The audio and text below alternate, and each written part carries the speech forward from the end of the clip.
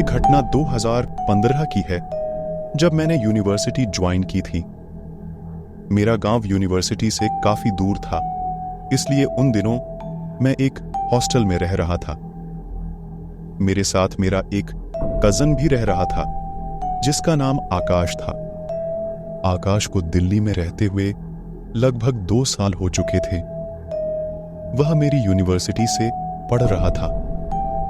हम दोनों में हमेशा से बहुत गहरी दोस्ती और प्यार था। आकाश हमेशा मुझे छोटे भाई की तरह ट्रीट करता और हमेशा मुझे समझाता रहता था। जब से मैं दिल्ली आया, आकाश की यही कोशिश थी कि मैं कभी बाहर अकेला ना जाऊं, और अगर कहीं बाहर जाऊं भी तो उसे हॉस्टल में बताकर जाऊं। मैं अभी फर्स्ट सेमेस्टर के एग्जाम देकर फ्री हुआ था और आकाश अपने 4th सेमेस्टर के एग्जाम दे चुका था। हम दोनों घर वालों को काफी मिस कर रहे थे। आकाश और मैंने गांव जाने का प्लान बनाया ताकि हम बाकी छुट्टियां गांव वालों के साथ गुजार सकें। लेकिन उन दिनों मौसम काफी खराब था। बसें रुकने का नाम नहीं ले रही थीं। इसलिए आकाश और मैंने डिसाइड किया कि जैसे ही बस रुकेगी, हम दोनों दिल्ली से अपने गांव की तरफ निकल जाएंगे। हमें गांव जाते हुए लगभग 5 घंटे लगते थे। आखिर वह दिन आ गया जिस दिन हमें जाना था। हमने अपनी कार से ही जाने का फैसला किया, क्योंकि मौसम के चलते बसें कम ही मिल रही थीं। मैंने अपना सारा सामान गाड़ी में रखा और शाम को 5 बजे गांव की तरफ रवाना हो गए। हम दोनों गांव जाने के लिए बहुत खुश थे। इस बार हम 3 महीने बाद अपने गांव अपने पेरेंट्स से मिलने जा रहे थे। तब मेरी ड्राइविंग इतनी अच्छी नहीं थी, इसलिए आकाश ही ड्राइव कर रहा था। हम दोनों रास्तों से होते हुए गांव की तरफ रवाना हो गए। 1-2 जगह खाने पीने के लिए थोड़ी देर रुके। उसके बाद हमने अपना सफर जारी रखा। रात काफी हो गई थी। हम अपने गांव से लगभग 30 मिनट की दूरी पर थे। आकाश ने मेरी तरफ देखते हुए कहा, आज हम शॉर्ट रास्ते से घर की तरफ जाएंगे। आकाश ने कहा, गाड़ी में पेट्रोल कम है। मैंने यह सोचते हुए आकाश से कहा, वो रास्ता तो बहुत खराब है। रास्ते में कब्रिस्तान भी आता है और इस समय हमारा वहां से गुजरना ठीक नहीं। आकाश ने कहा, हमारे पास इसके अलावा कोई ऑप्शन नहीं है। अगर हम सीधे रास्ते से जाते हैं तो हम जल्दी नहीं पहुंच सकते हैं, क्योंकि रात बहुत हो चुकी है।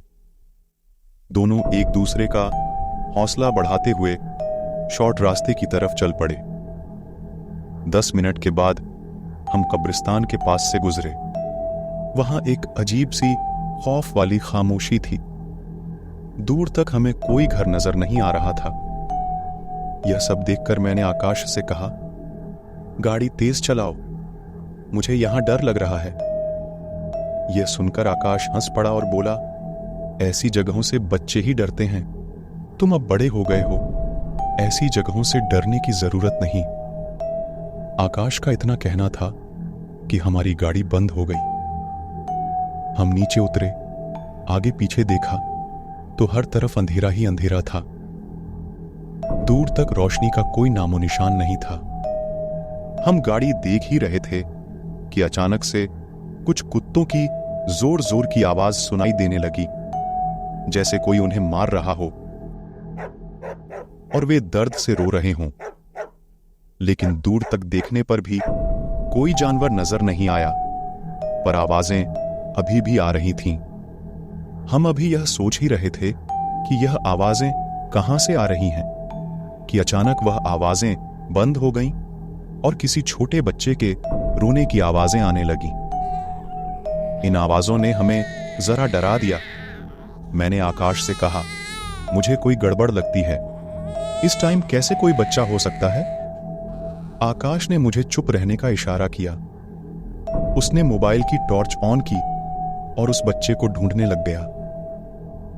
मेरी हालत ऐसी हो गई थी कि ना तो मैं अकेला गाड़ी के पास खड़ा हो सकता था, ना ही आकाश को अकेला जाने दे सकता था। इसलिए मैं आकाश के पीछे पीछे चल पड़ा।